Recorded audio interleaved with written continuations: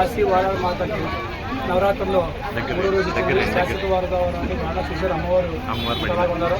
ఎందుకంటే 6 అడుగులు అమ్మవారు కాబట్టి అలంకారం చూసినా అందంగా కనబడతారు. అలాగే నిన్న కృష్ణా జిల్లా నుంచి సారు కూడా ఇచ్చారండి. ఎందుకంటే ఎక్కడైతే మన జలాలు దాటి వెళ్ళిపోయింది అమ్మవారు, అలాగే వర్షం వెళ్ళిపోతున్న దర్శనం వచ్చారు, శుక్రవారం దర్శనం. అలా ఒకటి ఎక్కువ పూలు ఇచ్చారు. అక్కడ ఎక్కువ పూలు బాగా ఎక్కువ పడి తింటారు, ఎక్కువ పూలు నైవేద్యం పెట్టమని మేము రోజు సాయంత్రం పెడతాం ఇక్కడతోని.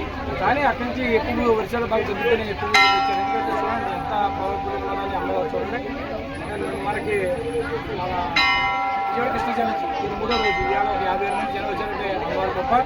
పొద్దున్న మార్నింగ్ కాకినాడలో వర్షం చాలా గట్టి కొట్టింది, కానీ ఇక్కడ వర్షం లేదు, చల్లగా ఉంది.